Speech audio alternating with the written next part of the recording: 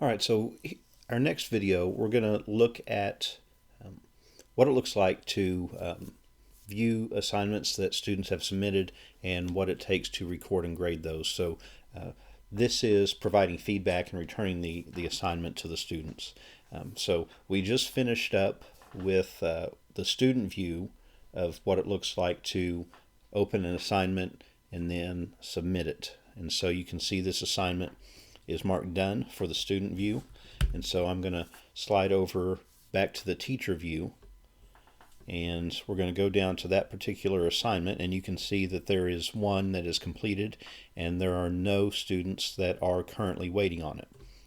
All right, so at this point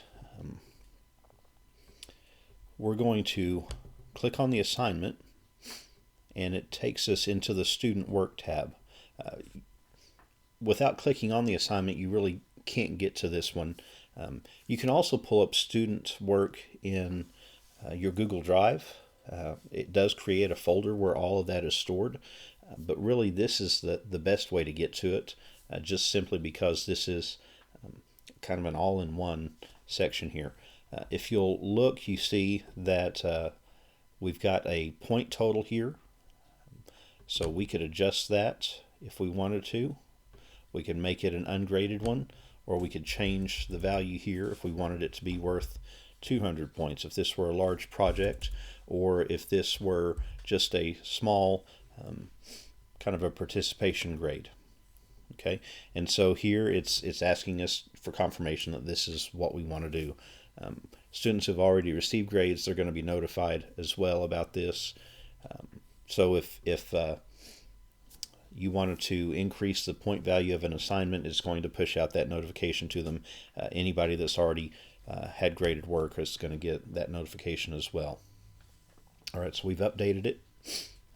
We now see this assignment is worth 10 points. I want to get in there and see what the student has done. So I'm going to click on the assignment. I can see that this student has said that Punxsutawney Phil predicted 6 more weeks of winter. And so at this point, I can type directly into this document as part of my feedback, or I can just add a comment.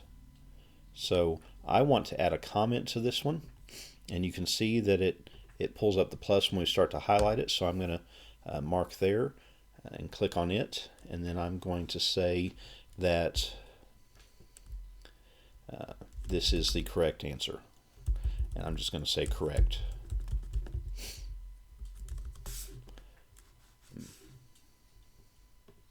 So just very simple comment. We can be as elaborate as we want. If they're giving more information there, we can come back in and add to that. But at this point, I'm going to come back over and I'm going to add a grade for this assignment. We said this was worth 10 points. This student got it right, so they're getting all 10 points. So they get 10 out of 10. And now you notice it says not returned. So as soon as I hit the return button up there, and I can do this one at a time, or I could go through and grade every single assignment that is in this one as students bring it in, and then I can hit the return button at that point. So it's going to verify. Here it says that they're going to be notified. If I want to add a private comment to it, like if I would like for them to have provided a little bit more information, then I could add that here as well. But I'm going to tell them again that they provided the correct answer.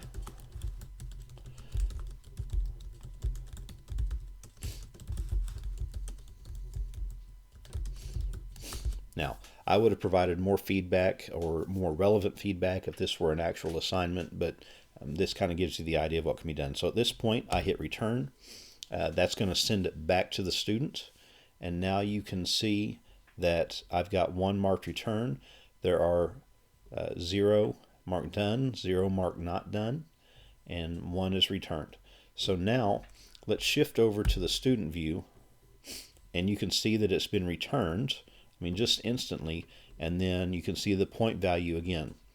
So if it were returned and needed corrections or anything like that, they could come back in, edit, make changes, and resubmit. So this is a great way to provide feedback back and forth. So I could say, hey, you've got 5 out of the 10 points on this so far. Please provide a little bit more information, and then give them the option to resubmit it at that point. And they could add additional resources, create another document, do any of that they also needed to do as before.